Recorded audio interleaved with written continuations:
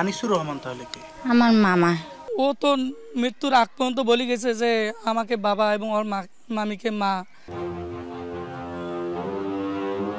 গত 4 আগস্ট আশুলিয়ায় গোলাগুলিতে মারা যান পোশাক শ্রমিক মোহাম্মদ নাইম বাবু। এই ঘটনার 1 মাস পর অর্থাৎ 5 সেপ্টেম্বর বাবা আনিসুর রহমান বাদী হয়ে মামলা করেছেন 155 জনের নামে, কিন্তু কাউকে চেনেন না তিনি। ওখানে যে মামলা করছি আমি, ওখানে মামলার মধ্যেও আমি সঠিক ওখানে চিনি না কাউকে। ওখানে স্থানীয় লোক ছিল, অন্য ছাত্র সমাজ ছিল, ওদের সহযোগিতা ওরা আমাকে লিখে দিয়েছে, আমি মামলাটা করে আসছি। নিহত নাইমের বাড়ি নীলফামারীর কিশোরগঞ্জ উপজেলায়, গ্রামের নাম সোনাকড়ি। ছেলে হারানোর শোক কাটিয়ে ওঠার চেষ্টা মা ধৌলি বেগমের। জাতীয় পরিচয়পত্রে ধৌলি বেগম হলেও সবাই তাকে চেনেন হাসনা হেনা নামে। যখন ও আমার গর্ভে আসলো তখন আমি মেডিকেলে, আমার ওই বাচ্চা আমার মেডিকেলে হয়েছি।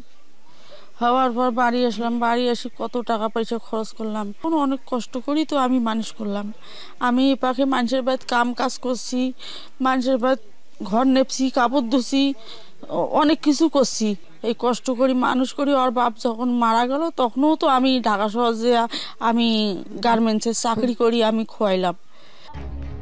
কথা বলতে বলতে হাসনা হেনার মুখ থেকে বেরিয়ে এলো নাইমের বাবা মারা গেছেন। তাহলে মামলার এজাহারে থাকা বাবা আনিসুর রহমান কে? নাইম বাবু আমার ছোট ভাই। আমার বাবার নাম হচ্ছে মোস্তফা। আনিসুর রহমান তাহলে কে? আমার মামা। মামলার নথিপত্রে মেডিকেল সনদ ও জন্ম সনদেও তো দেখছি বাবার নাম আনিসুর রহমান। মা হাসনা হেনা কি তাহলে আমাদেরকে ভুল তথ্য দিলেন? এ কি? ভালো করে নজর দিতে চোখে পড়ল এই জন্ম সনদ তো তোলা হয়েছে নাইমের মৃত্যুর 25 দিন পর, অর্থাৎ 29 আগস্ট। মৃত্যুর পর কিভাবে জন্ম সনদ দেয়া হলো? প্রশ্ন শুনেই এড়িয়ে যাবার চেষ্টা রণচণ্ডী ইউনিয়ন পরিষদের সচিব সাহেবের। যে জন্ম নিবন্ধনটা হয়েছে কি বৈধভাবে হয়েছে না অবৈধভাবে হয়েছে? আমি তাও জানি না, আমাকে সেটা এখন চেক করে দেখতে হবে। সেটা দেখলে কতদিন সময় লাগতে পারে? আমার 10টা দিন সময় লাগবে। কিভাবে জন্ম নিবন্ধনটা হইলো, তার পেপারস কোথায় আছে, কে জন্ম নিবন্ধনটা করছে, অল এভরিথিং। শুধু জন্ম সনদ নয়, মৃত্যু সনদ প্রত্যয়নপত্রেও বাবার নাম আনিসুর রহমান। জুলাই গণ আন্দোলনে যে শহীদ হয়েছেন নাইম বাবু, তার যে একটি ভুয়া জন্ম নিবন্ধন করা হয়েছে, এই বিষয়টা আমরা অবগত হয়েছি। এই বিষয়ে আমরা বিধি মোতাবেক প্রশাসনিক ব্যবস্থা গ্রহণ করব জড়িতদের বিরুদ্ধে। গেজেটেও নাইম বাবুর বাবার নাম মোস্তফা। মামা থেকে বাবা বনে যাওয়া আনিসুর রহমানের মুখোমুখি টিম 360 ডিগ্রি।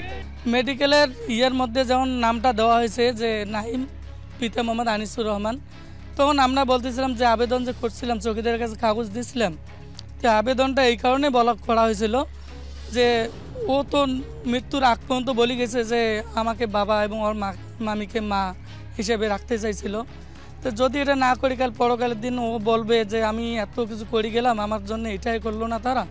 এই স্বার্থে পরে আমরা যোগাযোগ করে 23 দিন পরে ওই কাগজটা আমরা পাই হাতে। এখন ভাই বোনের মধ্যে নিহত নাইমের অনুদানের টাকার ভাগ বাটোয়ারার দ্বন্দ্ব চলছে। এই নামটা পাল্টে যে কত কিছু টাকা পাইছে, একেবারে দুনিয়ায় শেষ করেছি। ইটে যাইছি, উঠে যাইছি, কেশরগঞ্জ যাইছি, নীলফামারী যাইছি, উপজেলা যাইছি, দুনিয়ায় বেড়াইছি। এই চেকটা 2 লাখ টাকার চেক ঢাকার থেকে যে আসিল, হ্যাঁ ও যে আসি যে 2 লাখ টাকার চেক দিয়ে গেল আমাক, তা 2 লাখ টাকার চেক আমি তুলতেই পারিনি এখনো। ওরা এখন সরকারের ওই টাকাটার উপর লোভ নিয়ে তারা এখন নিজের চাহিদা চাচ্ছে। আর আমি যে এত কষ্ট করে তাকে করলাম, আমার কোনো স্বার্থ বা কোনো ওরা রাজি হচ্ছে না। মামলার এমন ভয়াবহ ত্রুটি এখনো পুলিশের চোখে পড়েনি। বৈষম্যবিরোধী ছাত্র আন্দোলনকে কেন্দ্র করে আমাদের থানায় যে মামলাগুলি হয়েছে, আমরা এই মামলাগুলি নিয়ে আমাদের সিনিয়র স্যারদের সাথে বসে আমরা সঠিকভাবে তদন্তপূর্বক যে সত্যিকারের যে ঘটনাকে করে আমরা আইনগত ব্যবস্থা নিচ্ছি এবং আমাদের তদন্ত কার্যক্রম অব্যাহত আছে এবং তদন্ত যদি ঘটনা সংক্রান্তে কোনো অসঙ্গতি থাকে সেগুলি আমরা দেখে প্রয়োজনীয় আইনগত ব্যবস্থা নেব। বৈষম্য বিরোধী আইনের মামলায় কারো নাম যুক্ত থাকলেই জামিন হবে না, বা এটাকে আমরা অন্যভাবে দেখব। এটাই যখন এই স্বার্থান্বেষী মহল বুঝতে পেরেছে, তখন বিভিন্ন রাজনৈতিক দলের লোকাল নেতারাও তাদের প্রতিহিংসা চরিতার্থ করেছে।